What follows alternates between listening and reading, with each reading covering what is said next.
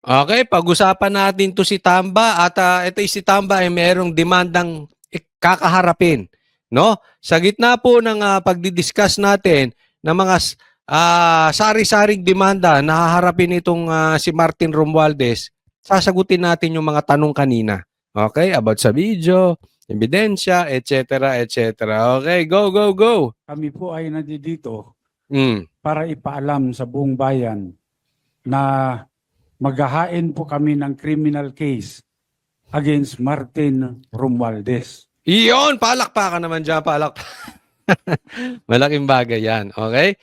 Kasi alam nyo ito si Martin, hindi po ito sanay sa laban. Sanay ito sa bayaran. Oh, sinabi ni VP Sara yan eh. Kaya nga kadalasan niya walang nakakalaban. Ah, 'di ba? Kung hindi babayaran, tatakutin o gagawa ng paraan basta ayaw nito ng laban. Tatandaan po nating mabuti 'yon. Takot sa confrontational. Hindi confrontational to si Tamba. Takot siya ron.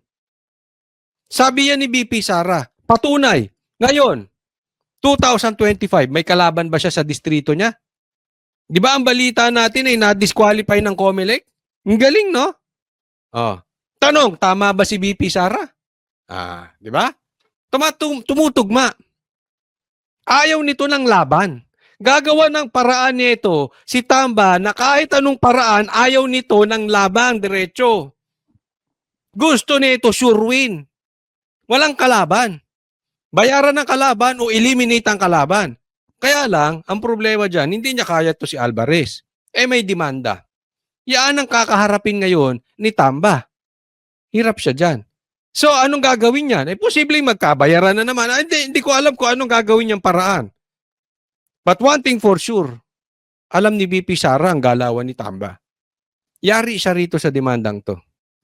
Sa kadahilanan po na siya po ay may ginawang krimen dito sa budget ng 2025. Malaking halaga po yung ipinasok nila na hindi po inaprubahan ng Kongreso. Yon. Kasi naalala nyo itong blank items. Kaya wag po tayo makakalimot dito sa blank items na to. Kasi yaan ay malaking kaso. Ulitin natin, kriminal yan. Ha? At kung ito ay makakaupo nga si VP Sara, lamang-lamang sa kulungan dadampitin yan si Tamba. Kasi ito, bilyon po ang pinag-uusapang mawawalang pera dito. Nagkaroon ng blank items, tapos finil upan ng kung sino nang hindi dumaan sa proseso. Krimen po yun. Na pinirmahan naman na itong presidente nating wala ding kwenta.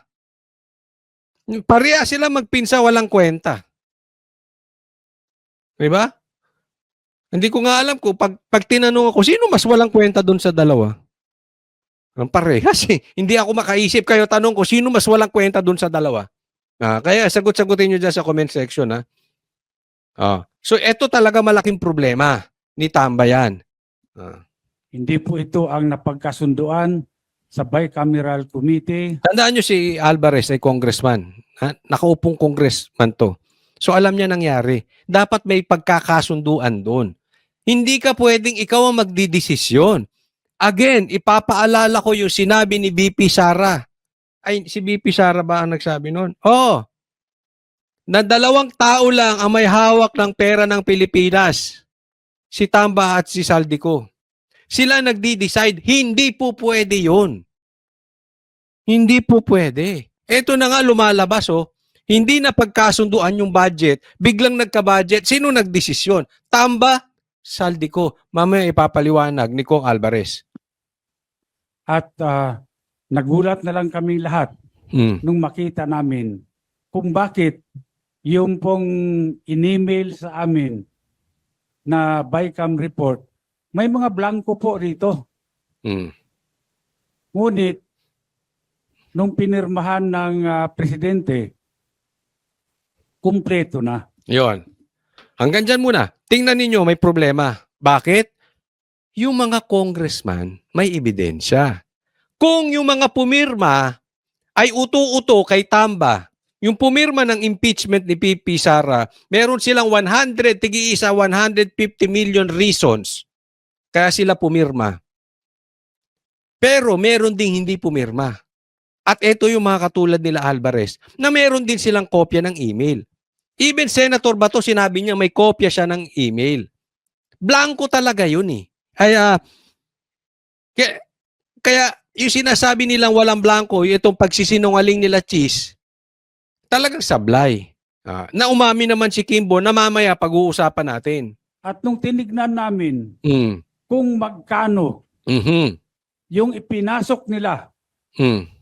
na halaga, Magkano? ito po ay nagkatotal ng 241 billion.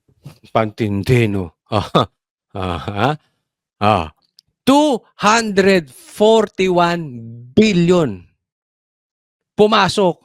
Hindi natin alam kung bakit pumasok, paano nakapasok, basta nandoon. Pinirmahan nino ng pinsan. Nagigets nyo na yung problema. Eto ngayon ang problema. Ang daming nagugutom ng mga Pilipino, lintik kayo. Bawat Pilipino, makakain lang yan. Bigyan mo ng 100, 200, kakain na pamilya niyan sa maghapon, dagdagan mo lang ng konti ang sahod. Samantalang kayo, nilulustay ninyo 200 billion, basta-basta nyo na lang. Kayo magdi-decide. Ano yan, peran mo? Buti kung pera mo yan eh.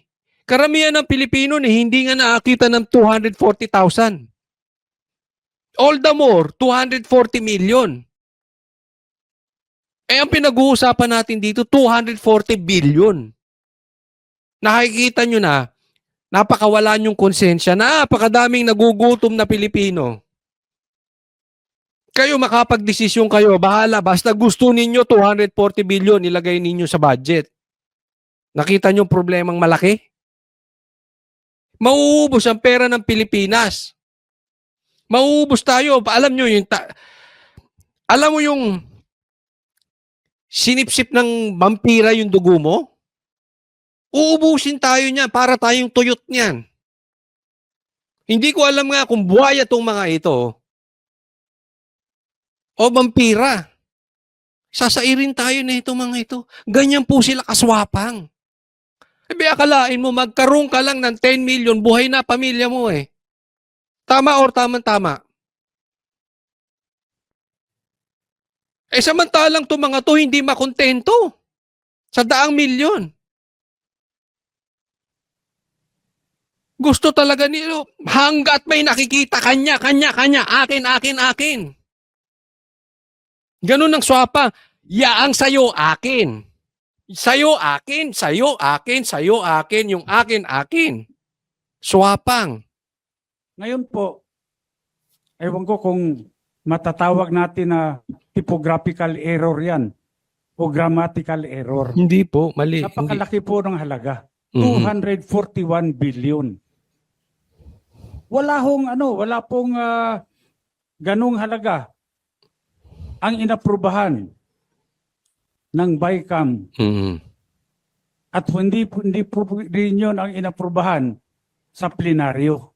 Bakit po nagkaroon ng ganung halaga doon sa General Appropriations Act? Kaya ito yung sinasabi ko, ito yung binanggit ko sa SMNI.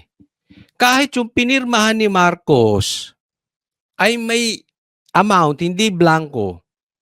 Dapat, alam na nga ni Marcos na problematic yung budget na yung bakit niya pinirmahan. Kaya nga in the first place, ang sabi ko, doon sa SMNI, dapat ang idemanda or i-impeach ay hindi si BP Sara. Kung hindi si Marcos. Ang problema lang sa atin kasi politika to eh. Siya ang presidente. Sinong nakaupo? Yung pinsan niya. Pero kung titingnan natin ang patas, hindi tayo double standard, hindi tayo ipokrito, ang dapat naka-impeach ngayon, si Marcos, hindi si BP Sara. Ganyan talaga eh. Politika eh. Pero tandaan natin, panapanahon. Ako'y laging naniniwala may karma. Okay? Hindi ako naniniwala sa karma kasi hindi po yun Christian. But ang pinapaniwalaan ko is, whatever you sow, you will reap. Anong tinanim mo, yan ang aanihin mo. At hindi magwawagi ang makasalanan sa mabuti. Panahon lang yan. Tandaan po natin, makukulong ito si Tamba. Si Marcos, mai-impeach yan. Ay, eto, meron ako sasabihin sa inyo. Naalala niyo yung huling statement ni BP Sara, no? Pero bago ko huling puntahan yung statement ni PB Sara, kasi i-connect ko po ito sa mga ilalabas niyang ebidensya. Tingnan nyo, yung mga sinasabi ni BP Sara tumatama. 'Di ba? Si Tamba ayaw ng kalaban. Wala siyang kalaban ngayon. Ang may hawak ng pera ng Pilipinas, si Tamba at si Saldico. Tumatama.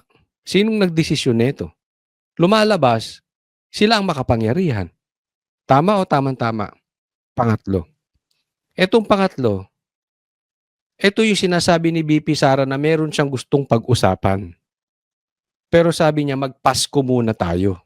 Naalala nyo last year? Magpasko muna tayo. Pero ang kina-question dito, yung patungkol sa anomalya ni Tamba na meron siyang tinanggap na lagayan, di umano, dito sa Okada. At etong Okada na ito ay hindi po yan chismis, kwentong barbero. Kasi lumabas po yan sa news sa Japan. Hindi, kung kaya ni Tamba bayaran ang media sa Pilipinas, hindi po niya kayang bayaran ang Japan media and SMNI. Yung dalawang yun, hindi niya kayang bayaran. Kaya lumulusot yung balita. Hindi lang sinasakyan ng media dito sa Pilipinas, except SMNI. Hindi ako nagsabi nun. Balita po yun sa Japan. At tandaan nyo, sinabi ni BP Sara, ang sabi niya, mas mabuti nga matuloy yung impeachment para makasagot siya. At ako'y naniniwala, maglalabasan lahat ng baho ni Tamba. Dahil ang Duterte, especially PRRD, hindi bungol yan. Hindi weak yan. Hindi yan nananahimik dahil walang kwenta. May hawak na ebidensya yan. Tapos binanggit pa ng anak niya si BP Sara yung patungkol dito sa Okada. Lalabas yan. Yang mga ebidensya na hindi mo pwedeng ilabas pag pinatawad ka ng Quadcom kasi magagalit si Paduano. Yung mga NPA dyan magagalit. Hindi ka naman makakapagsalita dyan sa Quadcom eh. Sila lang nagsasalita dyan eh. Pero dito sa impeachment, makakapagpresenta ng ebidensya si BP Sara. At ako'y naniniwala, marami siyang ilalabas na ebidensya laban kay Tamba at kay Marcos. Tingnan ninyo ang mangyayari. Kaya napakaganda. Alam nyo, matagal ko nang kinukulto.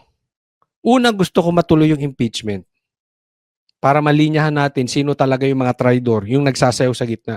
Pero ito, pangalawa, we are waiting yung mga ebidensyang ilalabas na hindi mailabas ni BP Sara kasi hindi na, pag pinapatawag naman siya, di ba? Hindi naman pinagsasalitaan Duterte. Ito na, maglalabasan na ito. Kanya po, ako bilang isang nakaupong congressman, kinakailangan ding ipakita ko sa taong bayan na kung merong mali, siguro kailangan din natin panagutin kung sino yung may gawa ng krimen.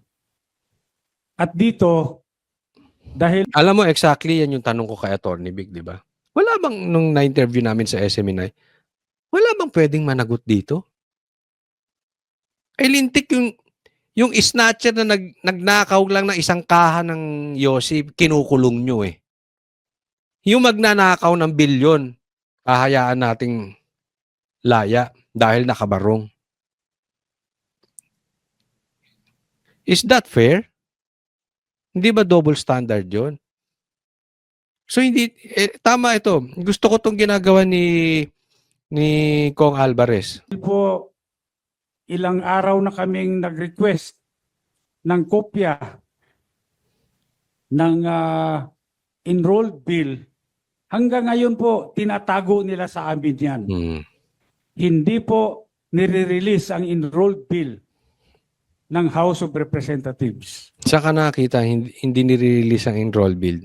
Ako, nagpapasalamat sa lahat na kayo po ay nandito ngayon at upang malaman po, tulungan nyo kami para malaman ng sambayanan kung ano pong mga kalukuhan ang ginagawa dyan. Hindi po kami titigil. Tutulong po kami. Kailangan malaman to ng taong bayan. Kami Banateros, kami sa SMNI, hindi po duwag. Asahan nyo yan. Sa Kongreso. Tama po yung sinabi ni former Speaker Bebot Alvarez, no? Kasi maliwanag naman na dapat yung Bicameral Conference Committee report. Tama po yung sinabi ni former Speaker Bebot Alvarez. Tumulit. No? Kasi maliwanag naman na Sa dapat kanila. yung Bicameral Conference Committee report ay i-approve yan ng House at i-approve din yan ng Senate. Maraming blanco doon sa lumabas na mga dokumento. So, may narinig ako na statement, hindi ako nagkakamali, ay galing kay Congresswoman Kimbo. Ang nagsabi na yung technical working group ang gumawa na ng Kasi naman, nilaglag sila ni Kimbo. Bawal yun.